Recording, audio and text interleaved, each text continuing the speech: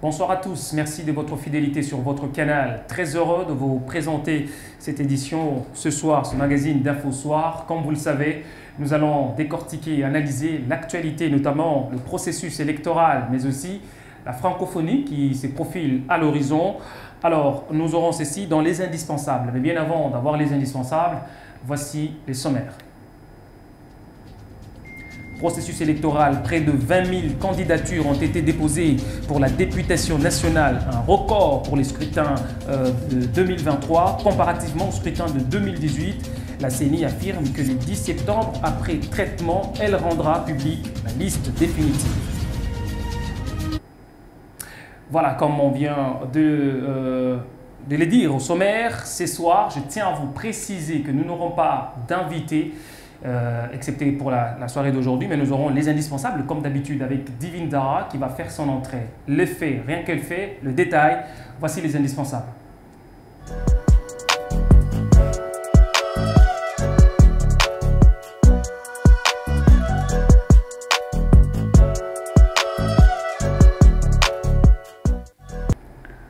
Alors, elle est déjà sur ses plateaux. Divine Zara, bonsoir. Bonsoir Neville. Bonsoir, comment allez-vous?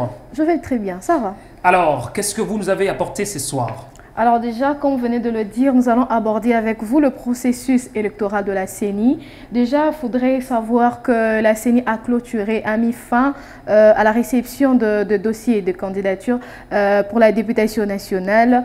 Et alors, sur le 168 bureaux de candidature, de 168 bureaux de la CENI, BRTC de bureaux de traitement, de réception, de traitement de dossiers au travers de toute la République. Alors déjà, le président de la Commission électorale nationale indépendante, Denis Kadima, lors de sa descente dans des antennes qu'abritent ces bureaux, de l'antenne de Ndjili, mais aussi de Kalam, nous avons constaté, il a constaté, au vu de tout ce qu'il y a eu un faible engouement d'abord, mais c'est que nous devons savoir que la Commission électorale nationale indépendante a révélé hier, mardi 25 juillet. Donc, si je comprends très bien, j'aimerais quand même... exactement. C'est-à-dire... là, il y a eu clôture de... Oui, il y a eu clôture de dépôt de candidature à la députation nationale depuis ce dimanche 23. Dans les 168 bureaux de réception de traitement de candidature. Alors, quelles sont alors à ce stade les statistiques avancées par la CENI? Alors, les statistiques avancées par la CENI, alors...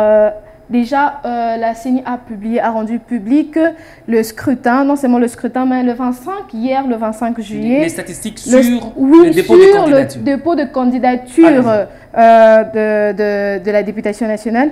Aujourd'hui, la CENI nous met au vu de tous par la statistique. Aujourd'hui, nous atteignons une barre de 20 000 candidats, de 20 000 données. Et alors, ces données sont plus supérieures par rapport au processus électoral de 2018. Alors, pour ces dossiers, aujourd'hui, la CENI enregistre 20 000 dossiers pour l'électoral de 2023. Donc, si je te comprends très bien, Divine Zara, c'est qu'il y a eu 20 000 candidatures déposées pour la députation nationale. Ok, et alors, ces statistiques est loin supérieures. Et vraiment supérieures par rapport à celles de l'année 2018. Alors, en 2018, c'était combien? En 2018, nous avons enregistré au total, c'était en fait 15 000 dossiers de candidature. Alors aujourd'hui, par rapport à ces 20 000 candidatures, nous notons 1660 candidatures de femmes qui ont déposé leur candidature par des répartitions de partis politiques.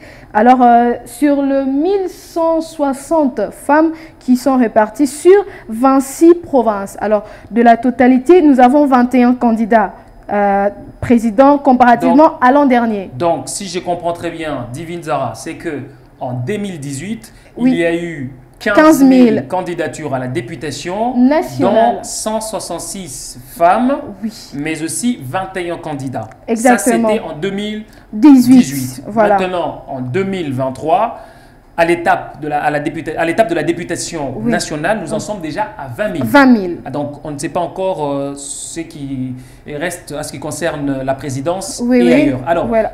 quels sont alors, à ces stades, puisque la CENI a rendu public les statistiques, mais aussi, alors, quelles sont les étapes qui restent? Quelle est l'étape qui Déjà, suit? avant d'entamer les étapes qui restent, il y a Denis Kadima. Aujourd'hui, se félicite. Déjà, Denis Kadima se félicite de ses records battus et promet que le calendrier qui prévoit la suite des événements, la CENI aujourd'hui promet de respecter les calendriers en rapport avec la suite de dépôt des candidatures et des traitements de candidatures nationales, tant nationales, provinciales et autres. Alors, en ce qui concerne ma question, l'étape suivante, c'est quoi? Oui, en ce qui concerne l'étape suivante, d'abord ce que nous devons noter, du 24, déjà comme vous le savez, nous avons clôturé la réception de candidats à la députation nationale.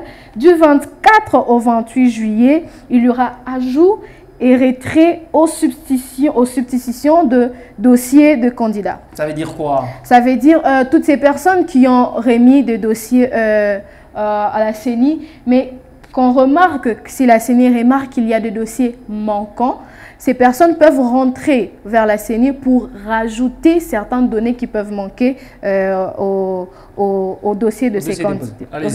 Mais également, du 9 août 2023, il y aura publication des listes provisoires, comme on peut le voir, des listes provisoires des candidats députés nationaux. Okay. Et alors, du 10 au 26 août 2023, il y aura dépôt de traitement de recours en contestation des listes de candidatures à la députation nationale. Ça veut dire quoi à cette étape-là? Ça veut dire quoi? Alors, pour toutes ces personnes qui ont déposé et qui, pour les dossiers que la CENI est en train de traiter, ces personnes peuvent faire recours de contestation. Par exemple, si ces personnes et que la CENI ou bien ces personnes constatent, au vu de tout ce qu'il y a, non seulement de dossiers, de données ou de dossiers qui peuvent manquer, et alors la CENI peut rendre ces dossiers pour que ces personnes qui ont remis ces dossiers à la CENI peuvent au fait reconstituer les dossiers pour qu'il y ait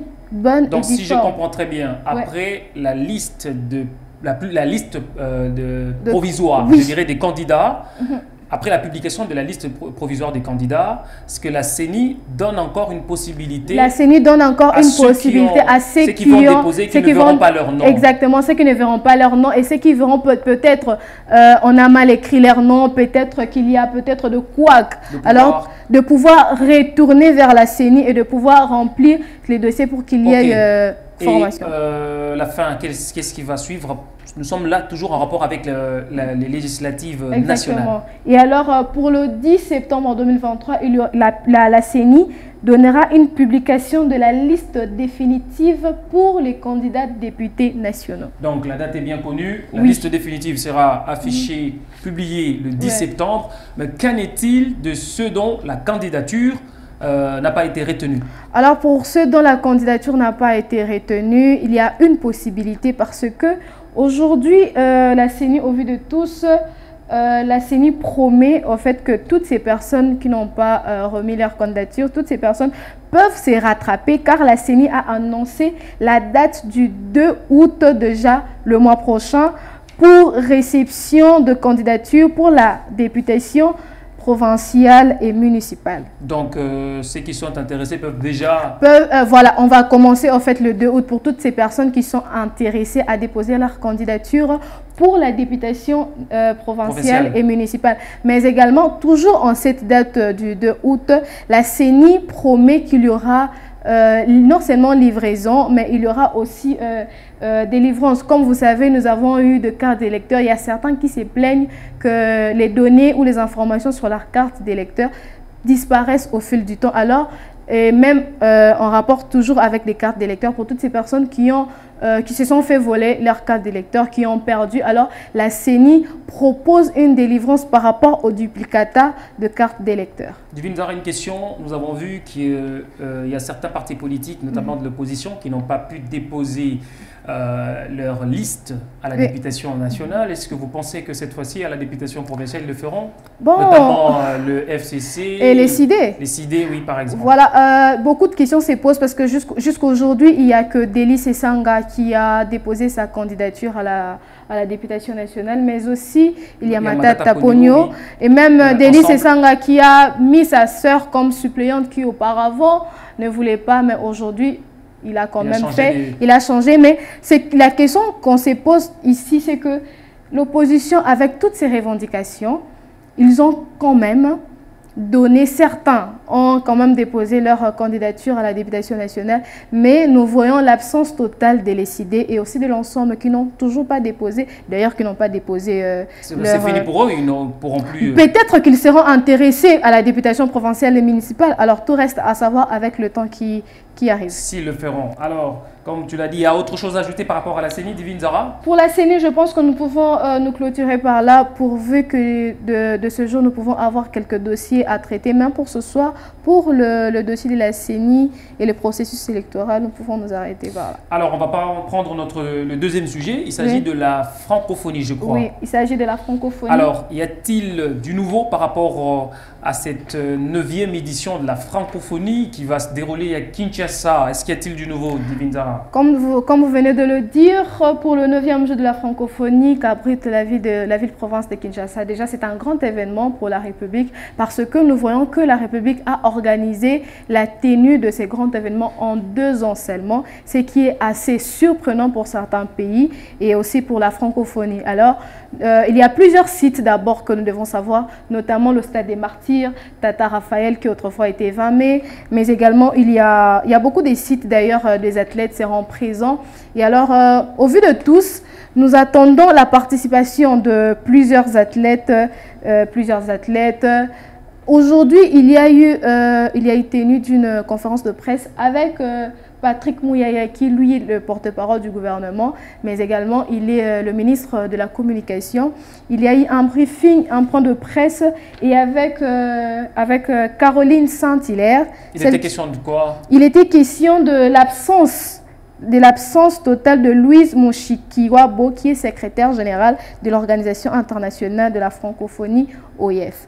Et alors, plusieurs questions s'est posées. Est-ce qu'elle pouvait arriver? Est-ce qu'elle n'arriverait pas? Aujourd'hui, finalement, la décision, elle est prise. Elle ne viendra pas et elle ne participera pas au 9e jeu de la francophonie. Alors, le gouvernement tenait vraiment à nous donner des raisons, toutes les raisons de son absence. D'ailleurs, nous pouvons suivre cet extrait de cette vidéo pour avoir un peu plus de l'éclairage sur ces sujets. Justement, on va suivre Patrick Mouyaya. Il est porte-parole du gouvernement. Bien avant que l'élément ne soit balancé, j'aimerais quand même qu'on revienne un peu sur la participation de Louise Mushikiwabo, puisque nous avons vu que nous pensons que le gouvernement a donné toutes les garanties. On va d'abord suivre Patrick Mouyaya et ensuite on revient juste après. Oui.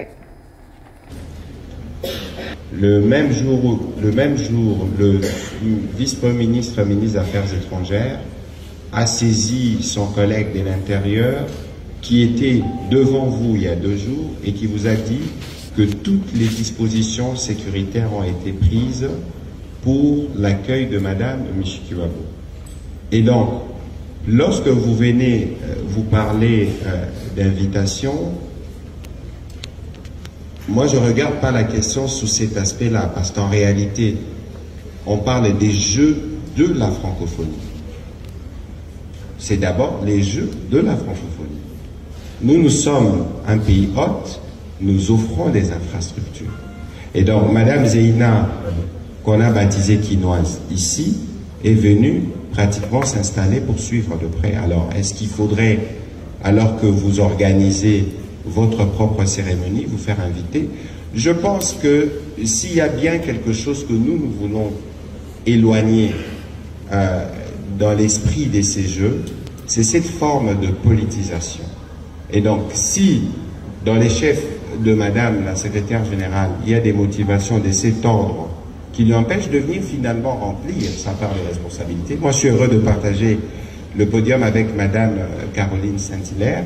C'est à lui qu'il faudra poser la question. Mais nous, on considère que suivant les règles diplomatiques en la matière, des choses ont été faites pour qu'elles soient accueillies et comme on accueille les gens à Kinshasa. Pour le reste, et ce qui est le plus important, c'est la cérémonie d'ouverture, mais c'est aussi les compétitions. Je pense que, qu'elles soient à Kinshasa ou à Paris, ce sera à son actif. Si les Jeux de Kinshasa sont un succès, et de ce point de vue, nous sommes sûrs que ça le sera.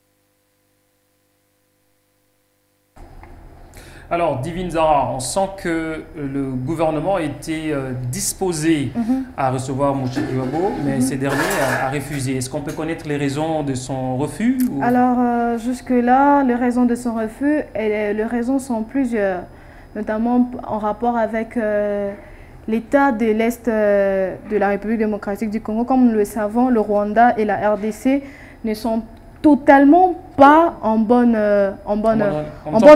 entente et en bonne relation. Alors, beaucoup de questions s'est posées. Est-ce que si Louise Mushikiwabo mettait les pieds ici, est-ce que les Congolais auront peut-être les bras ouverts par rapport à sa venue ici? Est-ce que vraiment les athlètes rwandais pouvaient quand même venir? Alors, les raisons sont principalement en rapport avec l'état critique à l'est de la RDC. On sent que le ministre de la Communication ne veut pas que nous puissions politiser en fait. Oui, cet pas événement, politiser. Oui, elle est culturelle. Elle est culturelle, elle est sportive notamment aussi.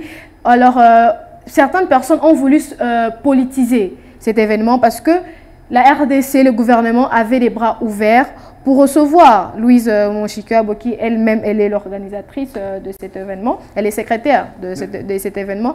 Mais au vu de tous, il y a eu un refus pour elle de se présenter ici. C'est ce qui est un peu étonnant. Alors, malgré, sans elle, je pense que la cérémonie va se dérouler. Sans elle, je pense que... Le plus important, c'est les Jeux. Le plus important, c'est les Jeux parce que déjà, il y a des athlètes qui ont déjà mis les pieds, il y a des représentants de certains pays qui ont déjà foulé les pieds de Kinshasa. Vous l'avez évoqué au niveau des infrastructures, c'est déjà OK. Oui. Moi, j'aimerais un peu savoir, quelles sont les disciplines que nous retrouvons lors de ce 9e Jeu de la francophonie? Alors, pour les disciplines, nous aurons les cyclismes, il y aura les nzango, basket, il y aura la lutte, il y aura les tennis de table, il y aura, comme je l'ai dit, les nzango, il y aura même des jeux concours, il y aura des contes, il y aura de l'art, il y aura de la peinture, il y aura beaucoup de choses qui seront reprises pour le 9e Jeu de la francophonie, notamment d'ailleurs pour l'ouverture qui est déjà dans 2 jours. Aujourd'hui, nous sommes mercredi, jeudi, vendredi. Alors, nous espérons que ces jeux sera vraiment un jeu qui va nous rapprocher, notamment non seulement de la culture congolaise, mais aussi ouvrira des portes à d'autres pays.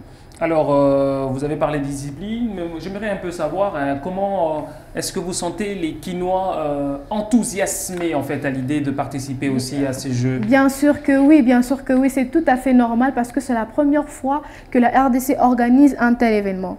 C'est vraiment grandiose. Alors, l'état d'esprit des Kinois aujourd'hui, comme on veut le dire, la mentalité, les mindset en anglais, ou peut-être cette mentalité, tous les Kinois, non seulement les Kinois, mais aussi ailleurs, d'autres provinces se sont mobilisés. Il y a une grande mobilisation qui est déjà sur place. Et alors, nous sommes heureux. Non seulement les Kinois sont heureux, mais c'est une grande joie pour la RDC, notamment d'ailleurs pour le Kinois, parce que c'est la ville-province de Kinshasa, capitale, qui accueille ces Jeux à bras ouverts.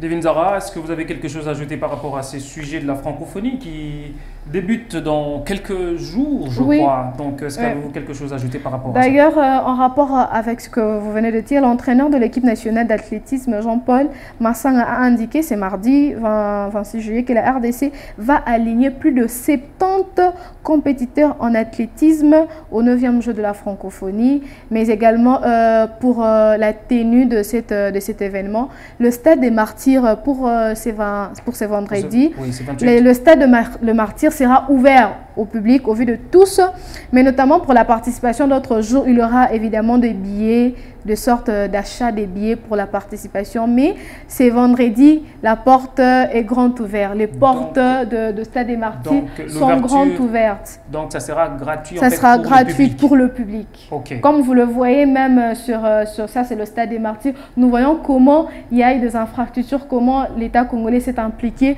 pour qu'il y ait construction et reconstruction de certaines infrastructures qui étaient détruites auparavant. Et alors c'est une joie, c'est un plaisir pour nous d'abriter ces grands événements. Merci beaucoup Divine Zara pour ces éclaircissements. Je crois que je vous libère pour ce soir. On vous retrouvera prochainement. Merci beaucoup. Merci. Alors on va poursuivre ce magazine avec d'autres actualités, notamment le président Félix Tshisekedi a échangé mardi avec Miguel Kachala, DG de l'autorité de régulation de la sous-traitance dans le secteur privé sur la campagne de contrôle des entreprises de Kinshasa soumises à cette réglementation. Reportage.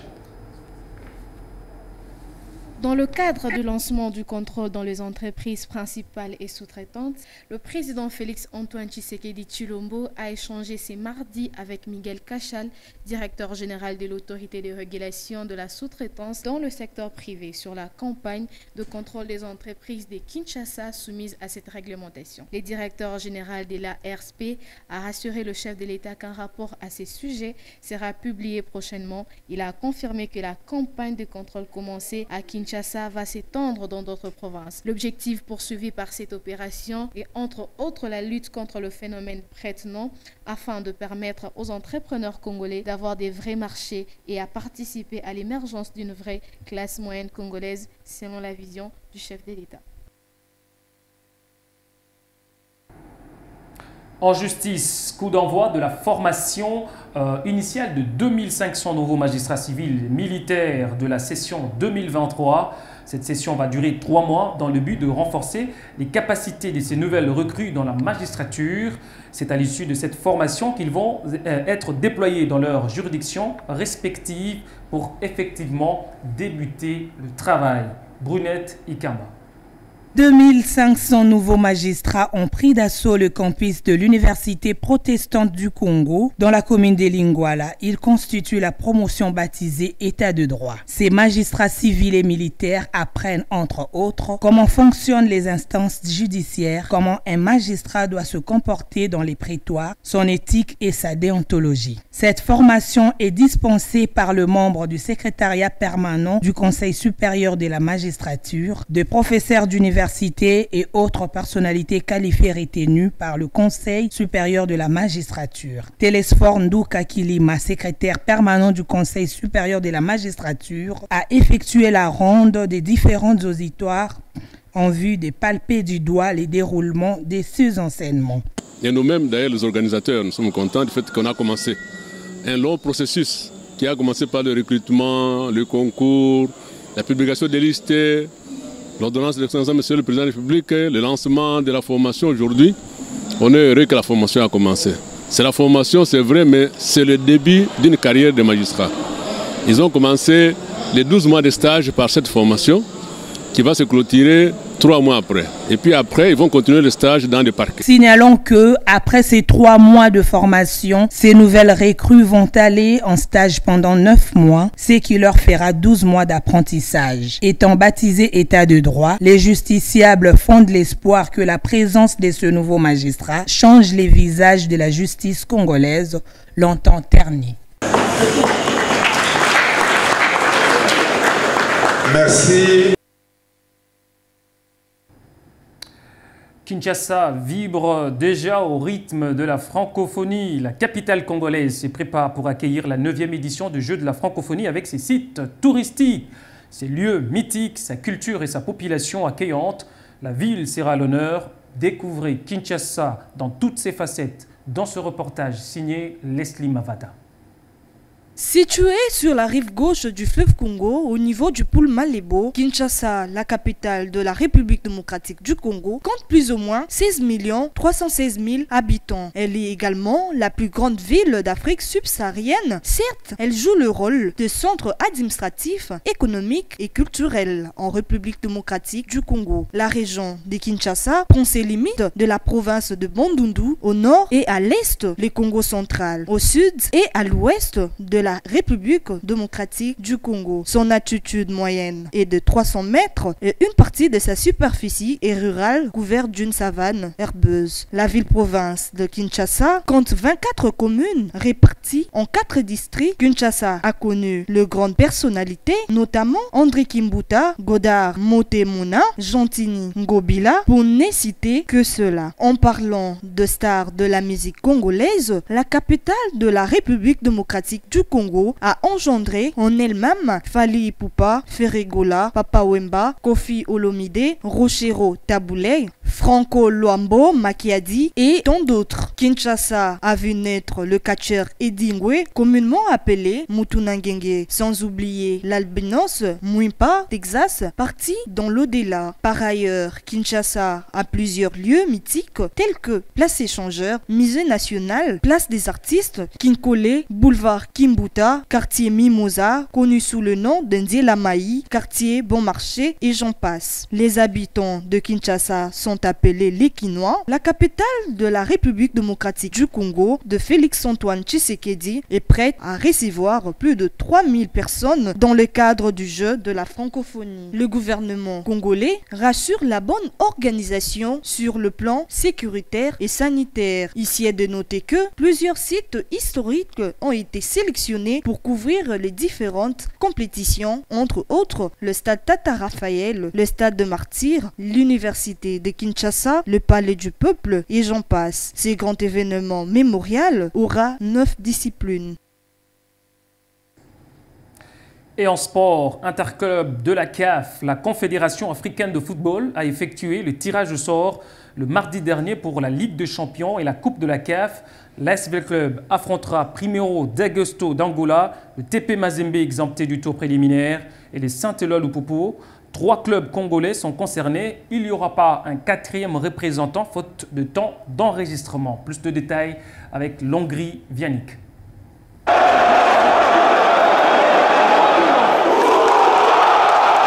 Hier, nous avons assisté au tirage au sort des interclubs de la CAF. Pour la saison prochaine, le TP Mazembe et Lupopo exemptés des tours préliminaires. L'ex-Victoria Club affrontera Primeiro d'Augusto d'Angola dans le cadre des préliminaires. L'RDC pour cette saison alignera que 3 clubs dans des compétitions africaines. Faute de temps d'enregistrement du 4e représentant congolais à la CAF entre le Conor et les décembre et Sabril pour cette place perdue. Le membre du comité de normalisation sur plainte du Dari Clémoté Mapembe après quelques heures d'interpellation sur une plainte du Dari Clémoté Mapembe, la DEMIAP a été éclairée sur l'affaire et les conséquences. Les responsables de la DEMIAP ont demandé aux responsables du Conor de revenir dans 24 heures. Ici a dénoté que l'RDC aura que 3 représentants aux interclubs de la CAF. Le préliminaire débutera dans 2 semaines.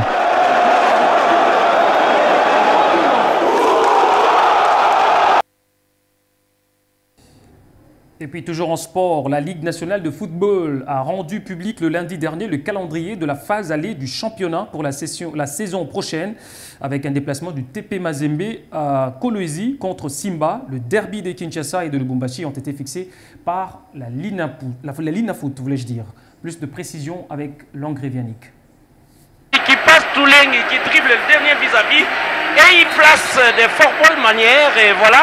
C'est donc le dernier club Motema Pembe. La Ligue nationale de football a rendu public les calendriers de la saison prochaine. Le championnat se disputera dans un nouveau format entre des phases avec 2 groupes constitués de 10 clubs comme annoncé le 17 juillet dernier par le comité de normalisation de la Fédération congolaise de football association FECOFA en sigle. L'exercice 2023-2024 sera ouvert par un match opposant l'AS Simba au TP Mazembe le 23 août 2023 au stade Dominique Dior de Kolwezi pour le compte du groupe A. Le premier choc ouvrira la 3e journée avec les derbys de Lubumbashi entre Saint-Éloi Lupopo et les TP Mazembe sur la pelouse du stade Joseph Kabila. Kabangi, Akalemi. Et dans le groupe B, l'équipe du Darikle Motema Pembe et l'Escouya donnera le coup d'envoi le 24 août 2023 au stade des Martyrs de la Pentecôte de Kinshasa. Ensuite, le vert et blanc de Kinshasa affrontera le Renaissance du Congo dans le derby de la famille prévue à la deuxième journée au stade des Martyrs. Quant au vieux derby de la capitale, Vecleb recevra des Sampé lors de la quatrième journée, toujours dans le même enceinte du stade des Martyrs. Parmi les autres affiches, le plus attendu de la phase aller,